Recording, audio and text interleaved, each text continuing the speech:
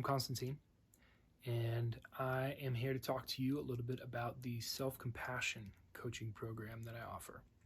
The self-compassion program is for, you guessed it, self-compassion.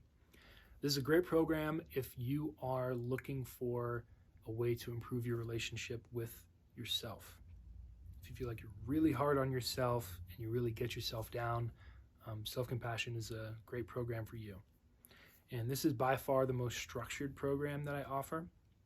So it's definitely an added bonus if that's something that works really well for you, that you thrive in. Some people really thrive in a lot of fluidity and openness and just constant kind of unknowing and collaboration and inspiration.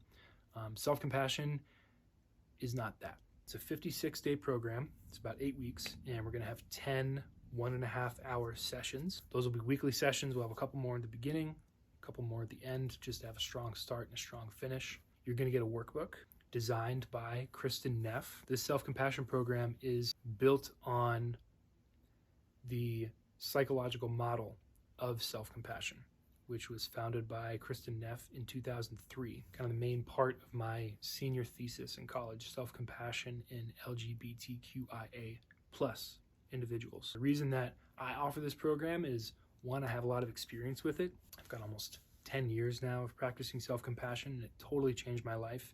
And because of that, I really believe in the power that it has to transform people's lives and their relationships with themselves. So you're going to get that workbook, and it's an 8-week workbook. There's daily exercises, weekly exercises, and basically what we're going to do is we're going to use that as our backbone.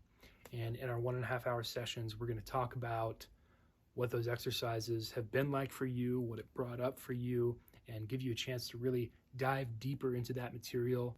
There's 3 main pillars that self-compassion is built on: self-kindness versus self-judgment. Are you kind to yourself, or do you judge yourself? And how do we start to change that narrative? Getting to know the conversation that's happening inside your head all the time. Everybody is constantly in conversation with themselves, in relationship with themselves.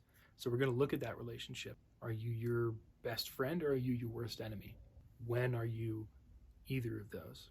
The second pillar is common humanity versus isolation. When you encounter struggles and problems, do you identify with the rest of the human race, that everybody struggles with something? There are probably millions of people on this planet right now that are struggling with exactly the same things that you're struggling with.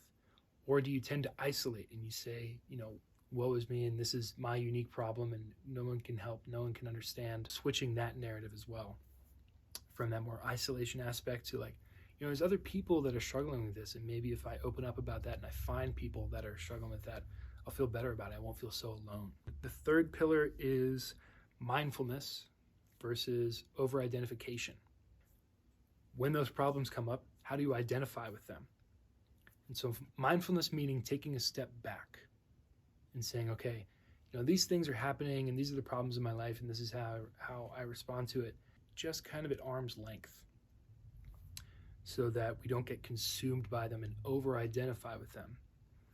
So a simple way of saying that is, I am my problems, would be over-identifying, versus these are problems that I am encountering. Notice that subtle difference there? There's a couple subtle switches that we'll be working on, and this 8-week program is backed by hundreds of research studies, and it's got almost 2 decades under its belt now. It's also a huge shift in the field of psychology from things like self-esteem, that idea that we are our accomplishments. Huge problem in America, defined by our career achievements and our accomplishments, the things that we have on paper. When we fail or when we fall short, we tend to feel like we're worth nothing.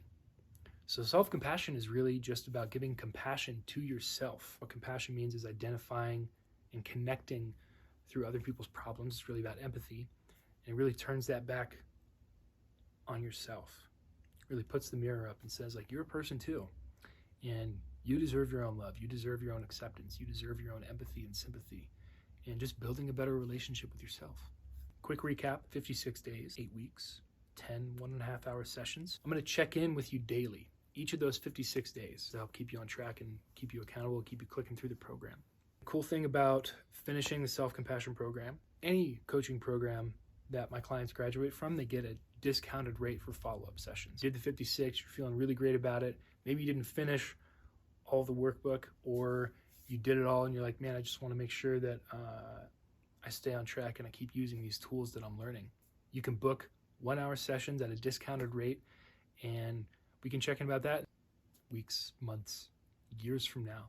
You want to book a session, you get a discount. So it's a little bit about self-compassion, something that has helped me a lot, something that I really firmly believe in, and I know can help you too.